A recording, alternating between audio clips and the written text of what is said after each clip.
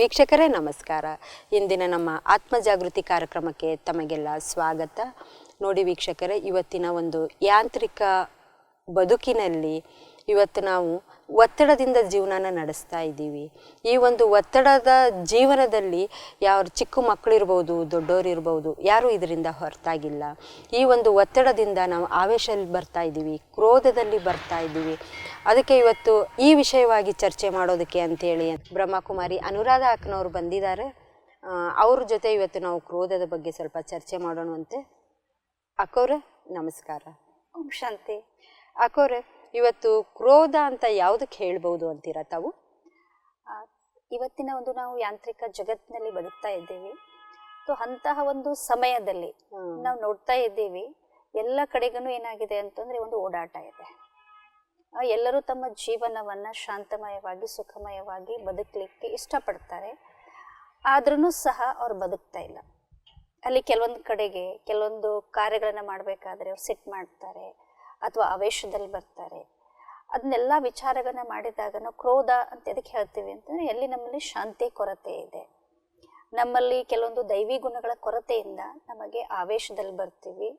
ಅಂದ್ರೆ ತಾವ್ ಹೇಳೋದು ಕ್ರೋಧ ಅಂತೇಳಂತಂದ್ರೆ ಇದು ದೈವಿ ಗುಣ ಅಲ್ಲ, ಕ್ರೋಧ ಮುಕ್ತ ಆಗಿರೋದು ಅಂತಂದ್ರೆ ದೈವಿ ಗುಣ ಇದು ಅಂತ ತಾವ್ ಹೇಳ್ತೀರಾ. ದೈವಿ ಸಂಸ್ಕಾರ, ದೈವಿ ಗುಣ ಅಂತ ಹೇಳ್ತೀರಾ. ಇದನ್ನ ಒಂದು ಆಧ್ಯಾತ್ಮಿಕದ ಅರ್ಥದಲ್ಲಿ ತಾವು ಹೇಳ್ತಾ ಇದ್ದೀರಾ ಕ್ರೋಧದ ಬಗ್ಗೆ ತಾವು. ಆಯ್ತು ಅಕ್ಕವ್ರೆ, ಹೇಳಿ. ಕ್ರೋಧ ಅದರ ಅರ್ಥ ಏನಾಗ್ಬಿಟ್ಟಿದೆ ಅಂತಂದ್ರೆ, ನಾವು ನಮ್ಮ ಇಚ್ಛೆಗಳನ್ನ ಕೆಲವೊಂದು ವ್ಯಕ್ತಪಡಿಸ್ಲಿಕ್ಕೆ ಏನ್ ಮಾಡ್ತೀವಿ ಅಂತಂದ್ರೆ, ಇದನ್ನೊಂದು ಶಸ್ತ್ರವನ್ನಾಗಿ ಇವತ್ತಿನ ಸಮಯದಲ್ಲಿ ಎಲ್ಲರೂ ಅದನ್ನ ಯೂಸ್ ಮಾಡ್ತಾ ಇದ್ದಾರೆ. ಯಾವುದೇ ಒಂದು ಕಾರ್ಯಗಳನ್ನ ಮಾಡ್ಬೇಕಾದ್ರೆ ಕ್ರೋಧ ಮಾಡಿನೇ ನಾವು ಮಾಡ್ಬೇಕಂತನಿಲ್ಲ, ನಾವು ಶಾಂತಿಯಿಂದ ಪ್ರೀತಿಯಿಂದನೂ ಮಾಡಬಹುದು. ಆದ್ರೆ ಇವತ್ತು ಏನಾಗಿದೆ ಅಕ್ಕವ್ರೆ, ಇವತ್ತು ನೋಡಿ ದೊಡ್ಡ ದೊಡ್ಡ ಫ್ಯಾಕ್ಟ್ರೀಸ್ ಅಲ್ಲಿ ಇರ್ಬೋದು, ಎಲ್ಲೇ ಒಂದು ಆಫೀಸಲ್ಲಿ ಇರ್ಬೋದು, ಆಮೇಲೆ ಮಕ್ಕಳನ್ನ ನಾವು ಮನೆಯೊಳಗಾದ್ರೂ ಆಯ್ತು ಸ್ವಲ್ಪ ಬೆದರಿಸಿ ಹೇಳಿದ್ರೆ ಮಾಡ್ಬೋದು. ಆಮೇಲೆ ಆಫೀಸಲ್ಲಿನೂ ನಮ್ಮ ಅಸಿಸ್ಟೆಂಟ್ ಕೆಳಗೆಲ್ಲ ಸ್ವಲ್ಪ ನಾವು ಬೆದರಿಸಿದ್ರೆ ಅವ್ರು ದಬಾಯಿಸಿ ಕೆಲಸ ಮಾಡ್ಬೋದು. ಇದು ಎಲ್ಲರ ಮೈಂಡಲ್ಲೂ ಸೆಟ್ ಆಗ್ಬಿಟ್ಟಿದೆ ಅಂತ. ಇವತ್ತಿನ ಜನರಲ್ಲಿ ಇದೊಂದೇನು ಸೆಟ್ ಆಗ್ಬಿಟ್ಟಿದೆ, ಮೈಂಡ್ನಲ್ಲಿ ಫೀಡ್ ಆಗ್ಬಿಟ್ಟಿದೆ. ನಾನು ಯಾವುದೇ ಒಂದು ಕೆಲಸವನ್ನ ಮಾಡಿಸ್ಬೇಕಾದ್ರೆ, ಈಗ ತಂದೆ ತಾಯಿಗಳೇ ಮಕ್ಕಳಿಗೆ ಹೇಳ್ತಾ ಇರ್ತಾರೆ, ಮಕ್ಕಳು ಹೋಮ್ವರ್ಕ್ ಮಾಡೋದಿಲ್ಲ ಅಥವಾ ಸ್ಕೂಲಿಗೆ ಸರಿಯಾಗಿ ಹೋಗೋದಿಲ್ಲ, ಹೇಳಿದ ಹಾಗೆ ಮಾಡೋದಿಲ್ಲ. ಅದಕ್ಕಾಗಿ ಅವ್ರೇನು ಮಾಡ್ತಾ ಇರ್ತಾರೆ ಅಂತಂದರೆ, ಅವರಿಗೆ ಆಗಾಗ್ಗೆ ಬದರಿಸ್ತಾ ಇರ್ತಾರೆ ಅಥವಾ ಮಕ್ಕಳ ಮೇಲೆ ಒಂದು ಒತ್ತಡವನ್ನು ಪ್ರೆಷರನ್ನು ತರಿಸ್ತಾ ಇರ್ತಾರೆ.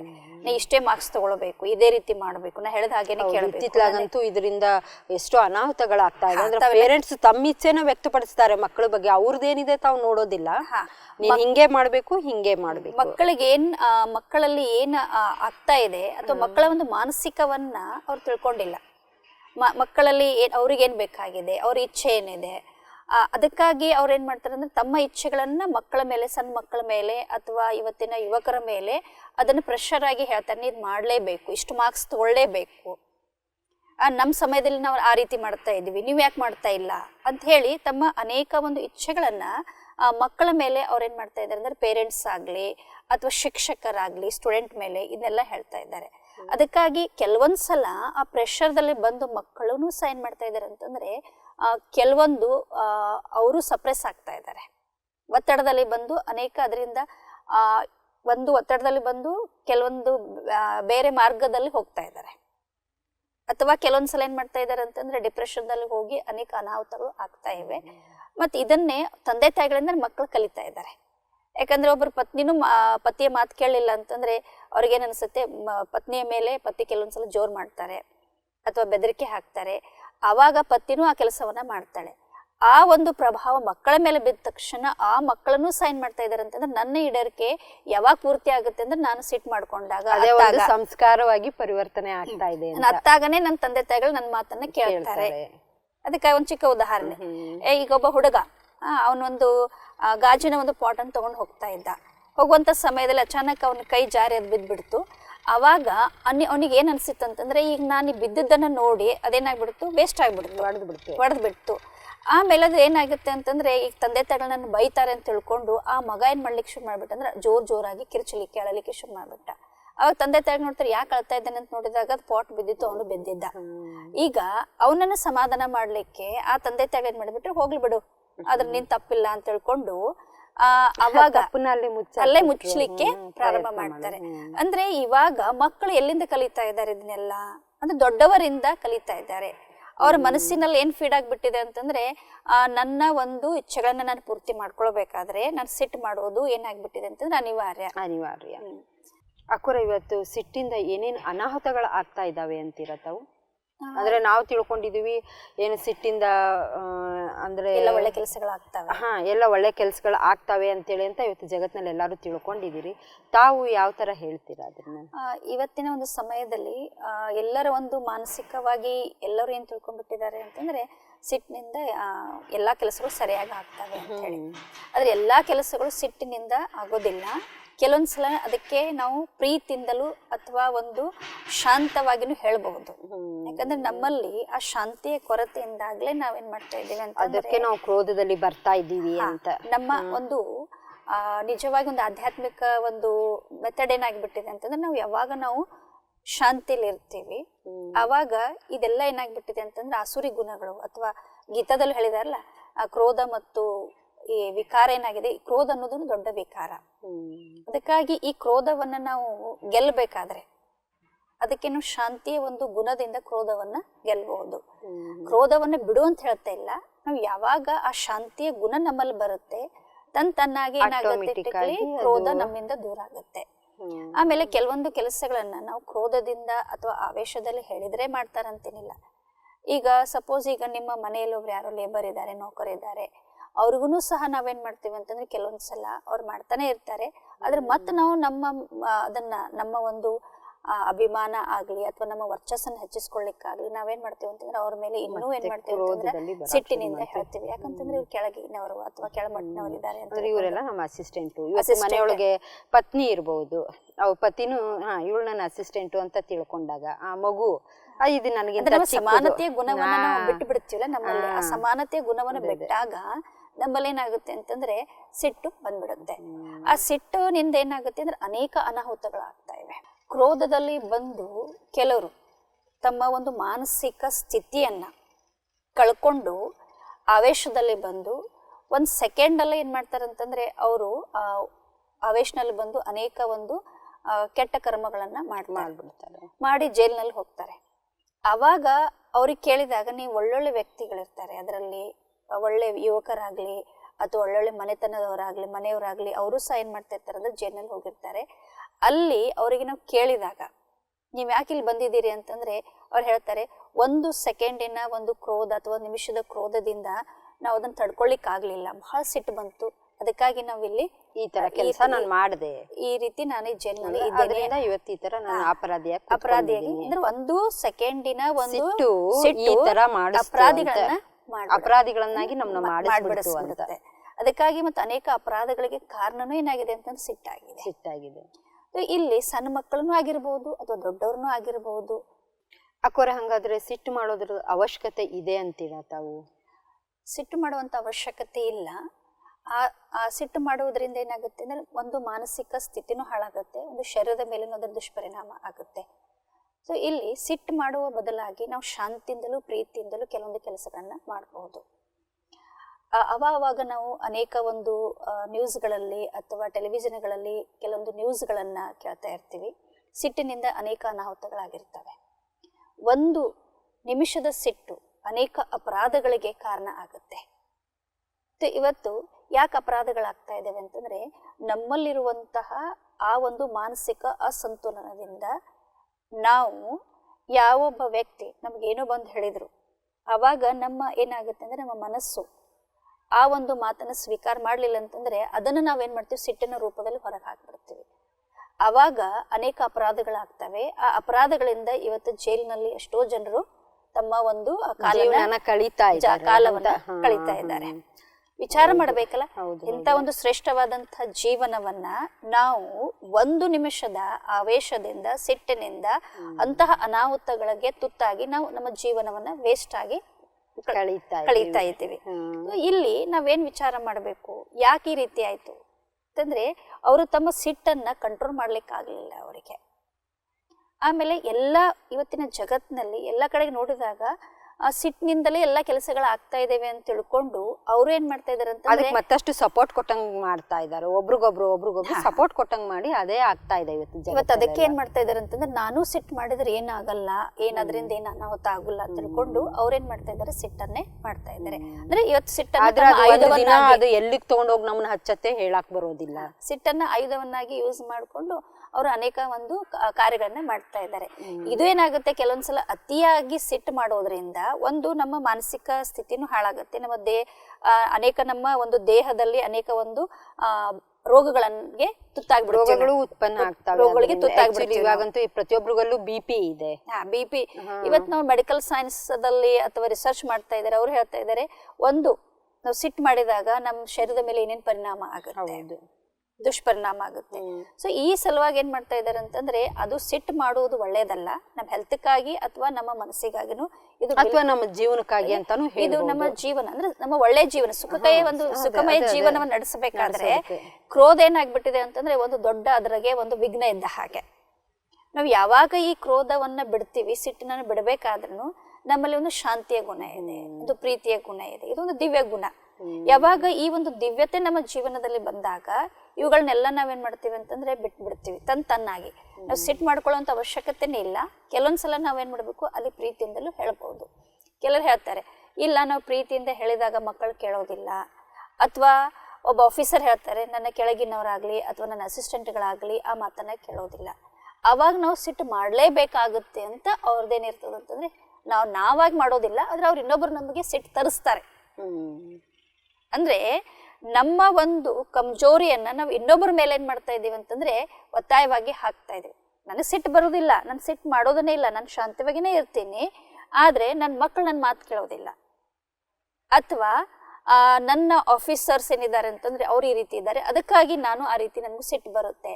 ಆ ಸಿಟ್ಟನ್ನ ಏನ್ ಮಾಡ್ತಾರೆ ಅಂತಂದ್ರೆ ಆ ಆಫೀಸರ್ಗೆ ಸಿಟ್ಟು ಮಾಡ್ಲಿಕ್ಕೆ ಆಗೋದಿಲ್ಲ, ಆ ಬಾಸ್ ಮಾಡ್ಲಿಕ್ಕೆ ಆಗೋದಿಲ್ಲ. ಮಾಡ್ತಾ ಇದಾರೆ, ಸಿಟ್ಟು ಮಾಡ್ತೀವಿ. ಇವತ್ತು ನಮ್ಮನ್ನು ಹಿಡ್ಕೊಂಡ ನಾನು ಹೇಳ್ತಾ ಇದ್ದೀನಿ, ಇದೇ ನೀ ಸಿಟ್ಟು ಮಾಡ್ತಾ ಹೋಗ್ತಾ ಇದಾರಲ್ಲ, ಇದು ಏನಂತೇಳಂದ್ರೆ ಇದು ತಾತ್ಪೂರ್ತಿಕ. ಇದು ಅಂದ್ರೆ ಇದು ನಮ್ಮ ಲೈಫ್ಗೆ ಯೂಸ್ ಅಲ್ಲ, ಆಗಿನ ಪೂರ್ತಿಗೆ ಇದು ನಮ್ಗೆ ಏನೋ ಒಂದು ನಮ್ಗೆ ಇದು ಅಂದ್ರೆ ಆಗಿನ ಪೂರ್ತಿಗೆ ಆ ಕೆಲಸನ ನಾವು ಮಾಡ್ಕೊಂಡ್ ಬಿಡ್ತೀವಿ ಅಷ್ಟೇ. ಆದ್ರೆ ಇದೇ ಮುಂದೆ ಬರ್ತಾ ಹೋಯ್ತು ಅಂತೇಳಿ ಬರೋದೇನೆ. ಇದು ಒಂದ್ಸಲ ನಾವು ಅದನ್ನ ಬರೋ ತಾತ್ಪೂರ್ತಿಕವಾಗಿ ಅಲ್ಲೇ ನಿಲ್ಲಿಸ್ಬಿಟ್ವಿ, ಅದನ್ನ ಏನಿಲ್ಲ ನಾವು ಸಿಟ್ಟು ಮಾಡೋದ್ರಿಂದ ಈ ಕೆಲಸ ಆಗ, ಸಿಟ್ಟು ಮಾಡೋದ್ರಿಂದ ಈ ಕೆಲಸ. ಆದ್ರೆ ಇದು ಪರ್ಮನೆಂಟ್ ಅಲ್ಲ, ಇದನ್ನ ಶಾಶ್ವತವಾಗಿ ಈ ಕ್ರೋಧವನ್ನ ನಾವು ತೆಗಿಬೇಕು. ಅಂದ್ರೆ ಸಿಟ್ಟು ಮಾಡೋದ್ರಿಂದ ನಮ್ಮದು ಒಂದು ನಮಗಾಗಿನೂ ಒಳ್ಳೇದಲ್ಲ, ಇನ್ನೊಬ್ಬರಿಗಾಗಿ ಒಳ್ಳೇದಲ್ಲ. ಇದಕ್ಕೆ ನಾವು ಅನೇಕ ಪ್ರಕಾರದ ಸಂಸಾರಿಕ ಒಂದು ಇವಾಗ ಏನ್ ಪ್ರಾಬ್ಲಮ್ಸ್ ಗಳೇನ್ ಕ್ರಿಯೇಟ್ ಆಗ್ತಾ ಇದೆ ಆ ಜಗತ್ತಿನಲ್ಲಾಗ್ಲಿ ಅಥವಾ ಮನೆಯಲ್ಲಾಗ್ಲಿ ಅಥವಾ ಸಮಾಜದಲ್ಲಾಗ್ಲಿ, ಇವತ್ತು ತಂದೆ ತಾಯಿ ಮಕ್ಕಳಲ್ಲೂ ಇದೇ ಒಂದು ಮಾತು ನಡೀತಾ ಇದೆ, ಅದು ಪತಿ ಪತ್ನಿಯಲ್ಲೂ ನಡೀತಾ ಇದೆ, ಅಥವಾ ಬೇರೆ ಕಡೆನೂ ಈ ರೀತಿ ನಡೀತಾ ಇದೆ. ಅದಕ್ಕೆ ಕಾರಣ ಏನಾಗಿದೆ ಅಂತಂದ್ರೆ ನಮ್ಮಲ್ಲೇನೆ ಅದು ಒಳಗಡೆ ಕಮ್ಜೋರಿತನ ಇದೆ. ಅದನ್ನ ನಾವು ಎಕ್ಸ್ಪ್ರೆಸ್ ಮಾಡ್ಲಿಕ್ಕೆ ಏನ್ ಮಾಡ್ತಾ ಇದ್ದೇವೆ ಅಂತಂದ್ರೆ ಸಿಟ್ಟು ಮಾಡ್ತೀವಿ. ನಾವು ಸಿಟ್ಟು ಮಾಡಿದ್ರಿಂದ ನಂದೇನಾಗುತ್ತೆ, ನನ್ನ ವರ್ಚಸ್ ಹೆಚ್ಚಾಗುತ್ತೆ, ಅಥವಾ ನಾನೇನಾಗುತ್ತೆ ದೊಡ್ಡವನಾಗ್ತೀನಿ, ನಾನು ದೊಡ್ಡವನಿದ್ದೀನಿ ಮನೆಯಲ್ಲಿ, ನನ್ನ ಮಾತನ್ನೆಲ್ಲರೂ ಕೇಳಬೇಕು. ಅದಕ್ಕಾಗಿನೂ ಏನ್ ಮಾಡ್ತಾರೆ ಅಂತಂದ್ರೆ ಸಿಟ್ಟು ಮಾಡ್ತಾರೆ. ಅದರಿಂದ ಅನಾಹುತನೇ ಆಗುತ್ತೆ ಹೊರತು ನಮ್ಮ ಜೀವನಕ್ಕೆ ಏನು ಲಾಭನೂ ಆಗುದಿಲ್ಲ. ಅದರಿಂದ ಸಂಬಂಧಗಳೇ ಕೆಟ್ಟ ಹೋಗ್ಬಿಡ್ತಾರೆ. ಸಂಬಂಧಗಳನ್ನ ಸುಧಾರಣೆ ಮಾಡ್ಕೊಳ್ಬೇಕಾದ್ರೆ ನಾವು ಸಿಟ್ಟನ್ನು ಮಾಡಬಾರ್ದು. ಪ್ರೀತಿಯಿಂದಲೇ ಸಂಬಂಧಗಳು. ಈಗ ನೋಡ್ರಿ, ನಾವು ಸಿಟ್ಟು ಮಾಡೋದ್ರಿಂದ, ಸಿಟ್ಟಿನಿಂದ ಏನ್ ಮಾಡ್ತೀರಿ ನೀವು, ರೆಸ್ಪೆಕ್ಟ್ ಇರೋದಿಲ್ಲ ನನ್ನ ಬಗ್ಗೆ. ನಿಮಗೆ ಏನು ಹೇಳ್ತಾ ಇದ್ದಾರೆ ಮಾಡ್ಬೇಕಂತ ಹೇಳಿ ನೀವೇನ್ ಮಾಡ್ತೀರಿ, ನಾನು ಬಂದ ತಕ್ಷಣ ಮನೇಲಿ ಈಗ ನೋಡ್ರಿ, ಒಬ್ಬ ತಂದೆ ಆಫೀಸ್ನಲ್ಲಿ ಹೋಗಿರ್ತಾನೆ, ಮನೆ ಬಂದಾಗ ಮಕ್ಕಳು ಹೆದರೇನ್ ಮಾಡ್ಬಿಡ್ತಾರೆ ಅಂತಂದ್ರೆ ತಂದೆ ಬಂದಿದ್ದಾರೆ ಅಂತ ತಿಳ್ಕೊಂಡು ಒಂದ್ ಕಡೆ ಕುತ್ಕೊಂಡು ಅಭ್ಯಾಸ ಮಾಡ್ಲಿಕ್ಕೆ ಶುರು ಮಾಡ್ತಾರೆ. ಆದ್ರೆ ಅದಕ್ಕೆ ರೆಸ್ಪೆಕ್ಟ್ ಅಂತ ಹೇಳೋದಿಲ್ಲ, ಏನೋ ಒಂದು ಹೆದರಿಕೆ ಇದೆ, ತಂದೆ ಬೈತಾರೆ ಅಂತ ತಿಳ್ಕೊಂಡು ಅವ್ರು ಅಭ್ಯಾಸ ಮಾಡ್ತಾರೆ. ಅಥವಾ ಸ್ಟೂಡೆಂಟ್ನು ಆ ರೀತಿ, ನಮ್ಮ ಶಿಕ್ಷಕರು ಈ ರೀತಿ ಹೇಳ್ತಾರೆ ಬೈತಾರೆ ಅಂತ ತಿಳ್ಕೊಂಡು ಅವರು ರೀತಿ ಮಾಡ್ತಾರೆ. ಆದ್ರೆ ಅದರಲ್ಲಿ ರೆಸ್ಪೆಕ್ಟ್ ಇರೋದಿಲ್ಲ. ರೆಸ್ಪೆಕ್ಟ್ ಅಂದ್ರೆ ಕ್ರೋಧದಿಂದ ಹೇಳಿದಾಗ ಅವರಲ್ಲಿ ರೆಸ್ಪೆಕ್ಟ್ ಅನ್ನು ಇರೋದಿಲ್ಲ. ಆಮೇಲೆ ಎರಡು ವಸ್ತುಗಳು ಕೂಡಿರ್ಲಿಕ್ಕೆ ಸಾಧ್ಯ ಇಲ್ಲ ಅಂತ ಹೇಳ್ತೀವಲ್ಲ ನಾವು. ಎಲ್ಲಿ ಕ್ರೋಧ ಇರ್ತದ ಅಲ್ಲಿ ಪ್ರೀತಿ ಆಗ್ಲಿ ಗೌರವ ಆಗ್ಲಿ ಇರೋದಿಲ್ಲ. ಅದಕ್ಕಾಗಿ ನಾವು ಈ ಒಂದು ಕ್ರೋಧ ಏನಾಗಿದೆ ಅಂತಂದ್ರೆ ಇವತ್ತು ನಮ್ಮ ಆಳವಾಗಿ ನಮ್ಮಲ್ಲಿ ಬೇರುಗಳನ್ನ ಬಿಟ್ಟಿದೆ, ಆ ಸಂಸ್ಕಾರ ರೂಪದಲ್ಲಿ ಬಂದ್ಬಿಟ್ಟಿದೆ. ಅದಕ್ಕಾಗಿ ಯಾವಾಗ ನಾವು ಸ್ವಲ್ಪ ಒಂದು ಆಧ್ಯಾತ್ಮಿಕತೆ ಕಡೆಗೆ ಹೋದಾಗ ಕ್ರೋಧದಿಂದ ನಾವು ಸ್ವಲ್ಪ ಮುಕ್ತರಾಗಬಹುದು, ಅಥವಾ ಕ್ರೋಧವನ್ನ ಬಿಡ್ಲಿಕ್ಕೆ ಇದು ಆಧ್ಯಾತ್ಮಿಕತೆ ಏನಾಗ್ಬಿಟ್ಟಿದೆ ಅಂದ್ರೆ ಒಂದು ಸಹಾಯಕ ಆಗಿದೆ. ಅಕ್ಕೋರ ತಾವು ಹೇಳ್ದಾಗ ನಂಗೆ ನೆನಪಾಯ್ತು, ಚಿಕ್ಕ ಮಕ್ಕಳನ್ನೆಲ್ಲ ಕೂಡಿಸ್ಕೊಂಡು ಸ್ಕೂಲಲ್ಲಿ ಒಂದಿನ ನಿಮ್ಗೆ ಏನು ಬೇಕು ಅಂತ ಕೇಳಿದಾಗ ಬರೀ ಅದು 6 ವರ್ಷದ ಮಗು ಇತ್ತಂತೆ. ಅದು ಹೇಳ್ತಂತೆ ನನಗೆ ಶಾಂತಿ ಬೇಕು ಅಂತ ಹೇಳಿ ಅಂತ. ಅಷ್ಟು ಸಭೆ ಮಧ್ಯೆ ಎದ್ದು ಅದು ನನಗೆ ಶಾಂತಿ ಬೇಕು ಅಂತ ಹೇಳ್ತಂತೆ. ಆಮೇಲೆ ಎಲ್ಲರೂ ವಿಚಾರ ಮಾಡಿ ಈ ಮಗು ಯಾಕೆ ಈ ಥರ ಹೇಳಿರ್ಬೋದು ಅಂತಂದಾಗ ಅದು ಗೊತ್ತಾಯ್ತಂತೆ ಅವ್ರಿಗೆ. ಅವ್ರ ಮನೇಲಿ ಅವ್ರ ತಾಯಿ ತಂದೆ ಯಾವಾಗಲೂ ಜಗಳ ಆಡ್ತಾ ಇದ್ರಂತೆ. ಅಂದ್ರೆ ನೋಡ್ರಿ ಆ ಮಗು ಮೇಲೆ ಎಷ್ಟು ಪರಿಣಾಮ ಬೀರಿದೆ. ಇವತ್ತಿನ ಸಮಯದಲ್ಲಿ ಸಣ್ಣ ಮಕ್ಕಳ ಮೇಲೇನೂ ಸಹ ಏನಾಗ್ತಾ ಇದೆ ಅಂತಂದ್ರೆ ಇಂತಹ ಒಂದು ದುರ್ಗುಣಗಳ ಪ್ರಭಾವದಲ್ಲಿ ಇವತ್ತು ಮಕ್ಕಳನ್ನು ಇದ್ದಾರೆ. ದೊಡ್ಡವರಂತೂ ಇದ್ದೇ ಇದ್ದಾರೆ, ಮಕ್ಕಳನ್ನು ಅದರಿಂದ ಹೊರತಾಗಿಲ್ಲ. ಮಕ್ಕಳಿಗೂ ಅದರ ಮೇಲೆ ಬಹಳ ಒಂದು ದುಷ್ಪರಿಣಾಮ ಬೀಳ್ತಾ ಇದೆ.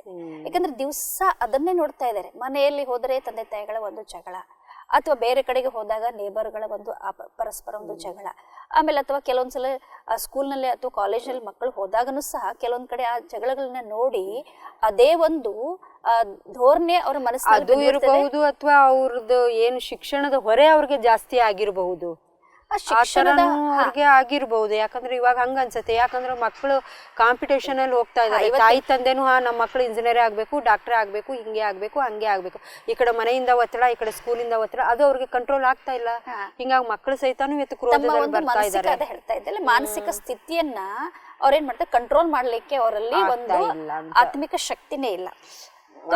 ಸಿಟ್ಟು ಕಂಟ್ರೋಲ್ ಮಾಡೋದಕ್ಕೆ ಮೊದಲು ಆತ್ಮಿಕ ಶಕ್ತಿನೂ ಬೇಕು ಅಂತ ಹೇಳ್ತಾ ಇದ್ದಾರೆ. ಅಂದ್ರೆ ನಮ್ಮ ಆತ್ಮದಲ್ಲಿ ಶಕ್ತಿನೇ ಇಲ್ಲ, ಅದಕ್ಕಾಗಿ ನಾವು ಸಿಟ್ಟು ಮಾಡ್ತೀವಿ.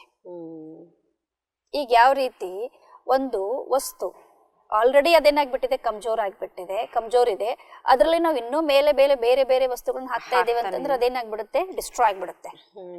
ಹಂಗೆ ಇವತ್ತಿನ ಒಂದು ಮಕ್ಕಳ ಒಂದು ಮನಸ್ಸು ಏನಾಗ್ಬಿಟ್ಟಿದೆ ಅಂತಂದ್ರೆ ಒತ್ತಡದ ಜಗತ್ತಿನಿಂದ ಎಲ್ಲಾ ಕಡೆಗೆ ಅದೇ ವಾತಾವರಣ ಕೊಡೋದ್ರಿಂದ ಅವ್ರ ಮನಸ್ಸು ಏನಾಗ್ಬಿಟ್ಟಿದೆ, ಡಿಸ್ಟ್ರಾಯ್ ಆಗ್ಬಿಟ್ಟಿದೆ.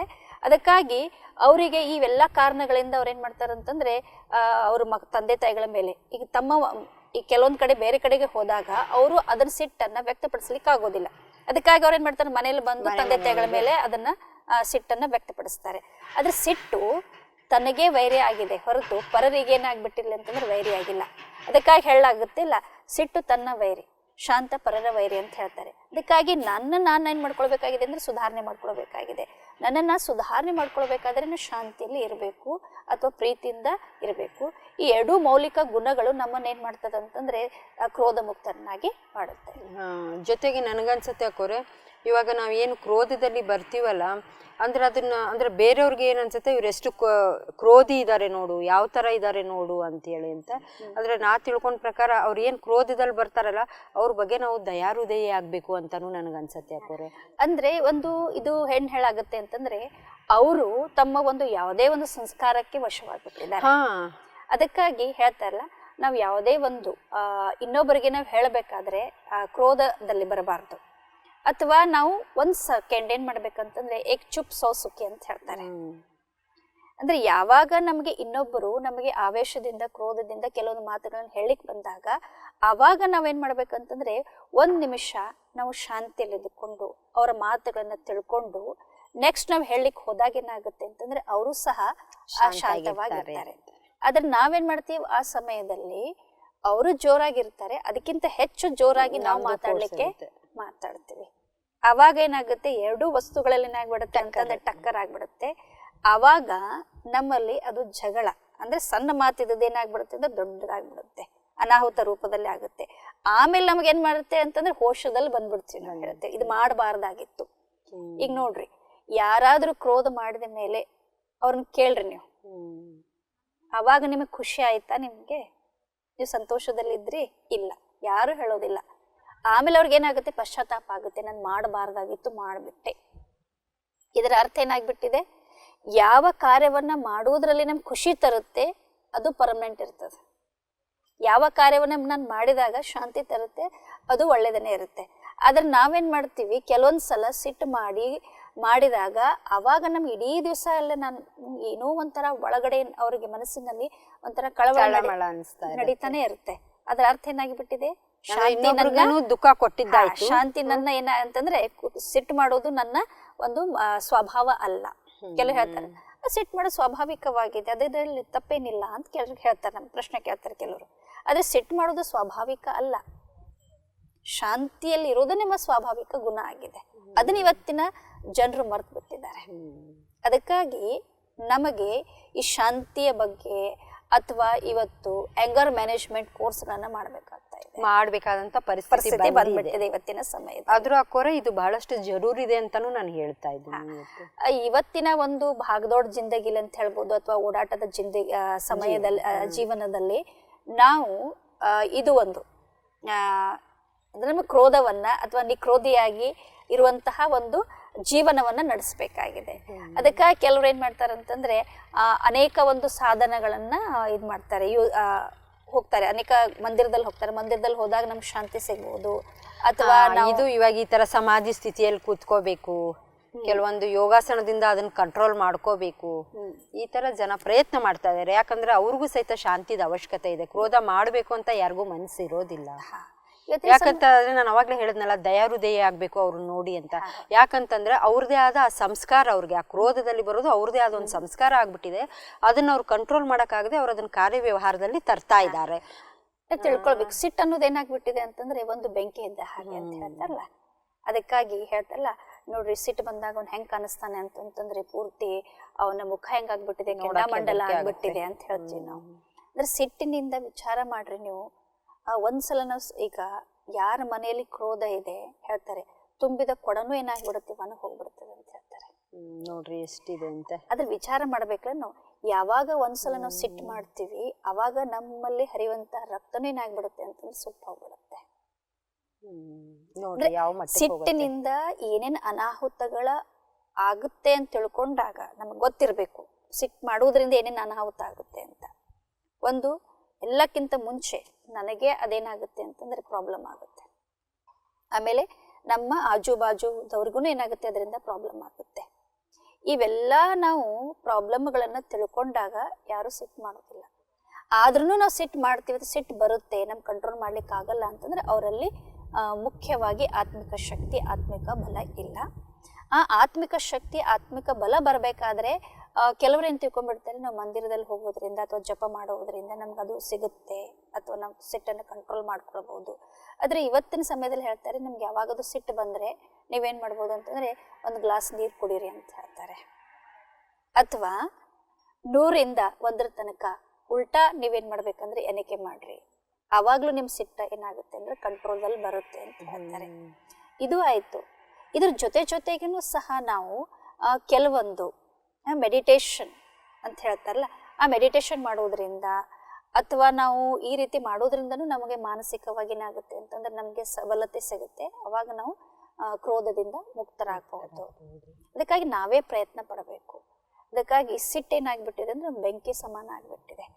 ಈಗ ಒಬ್ರು ಸೆಟ್ ಮಾಡ್ತಾ ಇರ್ತಾರೆ, ಆಮೇಲೆ ಇನ್ನೊಬ್ಬರನ್ನು ಸೆಟ್ ಮಾಡೋದ್ರಿಂದ ಏನಾಗುತ್ತೆ ಅಂತಂದ್ರೆ ಆ ಬೆಂಕಿಯಲ್ಲಿ ಎಣ್ಣೆ ಹಾಕಿದ ಹಾಗೆ ನಾವು ಬೆಂಕಿಯನ್ನ ವಾತಾವರಣ ಎಲ್ಲೇ ಕಂಡ್ರು ಮುಂಚೆ ನಾವು ಶಾಂತ ಆಗ್ಬೇಕು.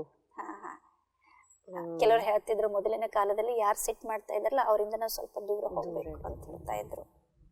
ಆದ್ರೆ ಇವಾಗ ಇನ್ನೂ ಏನ್ ಮಾಡ್ತಾ ಇದ್ದಾರೆ ಹೇಳ್ತಾರೆ, ನಿಂದಾ ಜೋಮಾರಿ ಕರೆ ಮಿತ್ರ ಮಾರ ಸೋಹೋಯ್ ಅಂತ ಹೇಳಿದ್ರಲ್ಲ, ಕಬೀರ್ ದಾಸರು ಹೇಳಿದ್ರು ತಮ್ಮ ಒಂದು ದೋಹಾದಲ್ಲಿ.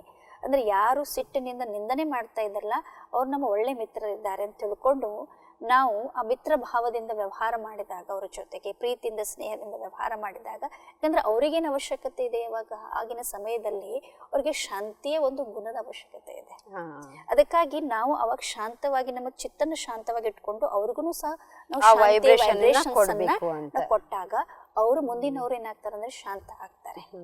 ನಾವೇನ್ ಮಾಡ್ತೀವಿ ಅಂತಂದ್ರೆ, ಇಲ್ಲ ನಾನೇನ್ ಕಡಿಮೆ ಇದ್ದೇನೆ, ನಾನು ಕಡಿಮೆ ಇಲ್ಲ ಇವತ್ತಿನ ಸಮಯದಲ್ಲಿ, ನನ್ನಲ್ಲಿ ಕೆಲವೊಂದು ಅಹಂ ಭಾವನೆ ಅಥವಾ ಅದಕ್ಕೇನು ಈಗೋ ಅಂತ ಏನ್ ಹೇಳ್ತೀವಿ, ಅದರಿಂದ ಅವರಿಗೆ ಇಲ್ಲ ನಾನು ಅವ್ರು ಬೈತಾ ಇದ್ರು, ನಾನು ಕಡಿಮೆ ಇದ್ದೆ, ನಾನು ಅವ್ರಿಗೆ ಹತ್ತು ಹೇಳಿ ನಾನು ಅವ್ರಿಗೆ ಸುಮ್ಮನೆ ಮಾಡ್ಬಿಟ್ಟೆ ಅಂತ ಹೇಳ್ತಾರೆ. ಇದು ಟೆಂಪರರಿ ನೀವು ಏನ್ ಮಾಡಿದೆ, ಅವರಿಗೆ ಶಾಂತವಾಗಿ ಮಾಡ್ಬಿಟ್ರಿ. ಅದು ಸದಾ ಕಾಲಕ್ಕಾಗಿ ನೀವು ಶಾಂತವಾಗಿ ಮಾಡಿಲ್ಲ. ಮತ್ತೆ ಯಾವಾಗ ಅದು ಉತ್ಪನ್ನ ಆಗತ್ತೆ ಅದು ಯಾವಾಗ ಹೊರ ಬರುತ್ತೆ ಅಂತ ಗೊತ್ತಾಗೋದಿಲ್ಲ. ಅದಕ್ಕೆ ಹೇಳ್ತಾರಲ್ಲ, ಬಿರುಗಾಳಿ ಬರೋಕ್ಕಿಂತ ಮುಂಚೆ ಸಮುದ್ರದಲ್ಲಿ ಅದು ಶಾಂತವಾಗಿರುತ್ತೆ ಅಂತ ಹೇಳ್ತಾರೆ. ಅಥವಾ ಕೆಲವರು ಹೇಳ್ತಾರೆ ಕ್ರೋಧವನ್ನು ಹೊರಗಡೆ ಹಾಕಬೇಕು ಅಂತ ಹೇಳ್ತಾರೆ. ಅಂದ್ರೆ ಮನಸ್ಸಿನಲ್ಲಿ ಇಟ್ಕೊಳ್ಬಾರದು, ಅದನ್ನ ಹೊರಗೆ ಹಾಕಬೇಕು ಅಂತ ಹೇಳ್ತಾರೆ. ಆ ರೀತಿ ಹೊರಗೆ ಹಾಕೋದ್ರಿಂದನೂ ಸಹ ಸಂಬಂಧಗಳಲ್ಲಿ ಏನಾಗುತ್ತೆ ಅಂದ್ರೆ ಟಕರಾವಾಗಿ ಸಂಬಂಧಗಳು ಒಳಗೆ ಬಂದ್ಬಿಡುತ್ತೆ. ಇವ್ರ ಪತಿ ಪತ್ನಿಯಲ್ಲಿ ಯಾಕೆ ಇದೆಲ್ಲ ಹೆಚ್ಚಾಗ್ತಾ ಇದೆ ಅಂತಂದ್ರೆ ಇದೇ ಒಂದು ಕ್ರೋಧದಿಂದ ಆಗ್ತಾ ಇದೆ. ಡೈವರ್ಸ್ ಕೇಸೇ ಎಷ್ಟೊಂದು ತುಂಬಿದೆ, ಡೈವರ್ಸ್ ಕೇಸ್ ಆಗಲಿ ಅಥವಾ ಕೋರ್ಟ್ ನಲ್ಲಿ ಈ ರೀತಿ ಆಗ್ತಾ ಇದೆ, ಅಥವಾ ಇನ್ನೂ ಅನೇಕ ಭಯಂಕರ ಅನಾಹುತಗಳಾಗ್ತಾ ಇದೆ. ಹೌದಾ ಕೋರೆ, ಯಾಕಂದ್ರೆ ಪೊಲೀಸ್ ಸ್ಟೇಷನ್ ಅಲ್ಲಿ ಸಹಿತ ಈ ಪತಿ ಪತ್ನಿಯರ ಜಗಳ ಕೇಳಿನೇ ನಮ್ಗೆ ಸಾಕಾಗ್ತಾ ಇದೆ ಅಂತ ಹೇಳ್ತಾ ಇದ್ದಾರೆ.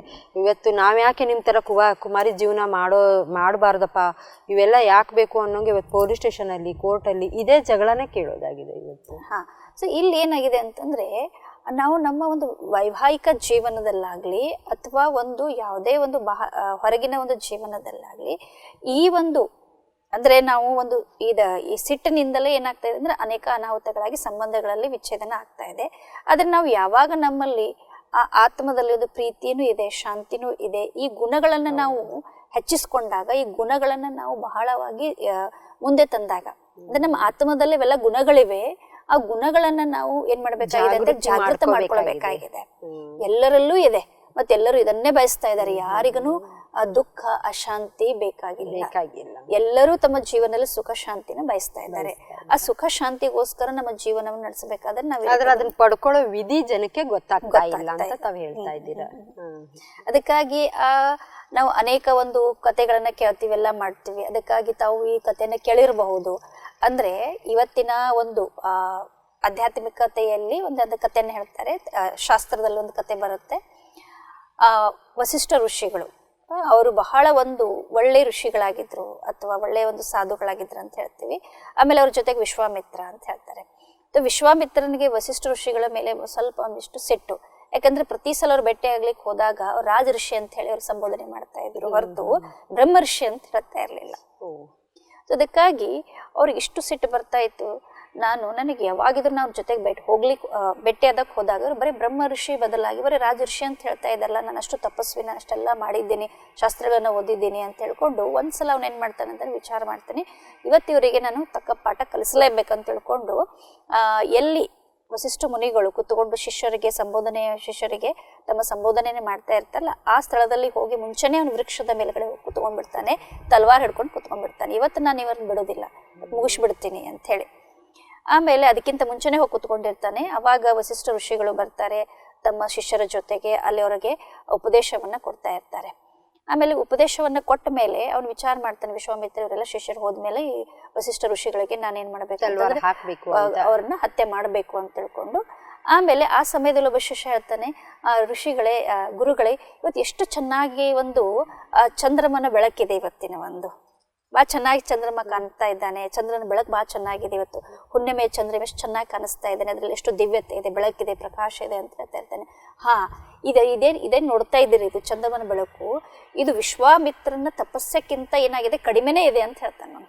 ವಿಶ್ವಾಮಿತ್ರ ಏನಿದಾನಲ್ಲ, ಅವನು ಬಹಳ ಒಂದು ತಪೋಬಲದಿಂದ ಇನ್ನೂ ಅವನಲ್ಲಿ ಸೂರ್ಯನಕ್ಕಿಂತ ಚಂದ್ರಮನಕ್ಕಿಂತ ಸೂರ್ಯನ ಪ್ರಕಾಶದಂಗೆ ಅವನ ಒಂದು ತಪಸ್ಯ ಇದೆ, ಅವನು ಬಹಳ ಒಳ್ಳೆ ವ್ಯಕ್ತಿ ಇದ್ದಾನೆ ಅಂತ ಹೇಳಿ ಅವರ ಮಹಿಮೆ ಮಾಡ್ತಾ ಇರ್ತಾರೆ.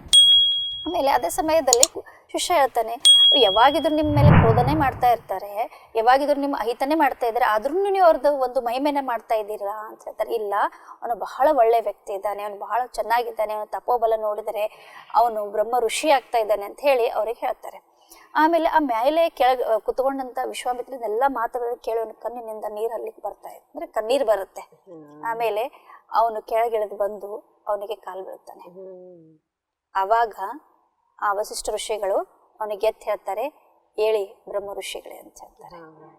ಅವನು ಹೇಳ್ತಾನೆ, ಅದೇ ಮಾತು ನೀವು ಮೊದಲು ಹೇಳಿದಾಗ ಇವತ್ತು ಈ ರೀತಿ ನನ್ನ ಮನಸ್ಸಿನಲ್ಲಿ ಈ ರೀತಿ ನಾನು ವಿಚಾರ ಮಾಡ್ತಾ ಇರ್ಲಿಲ್ಲ ಅಂತ ಹೇಳ್ತಾರೆ.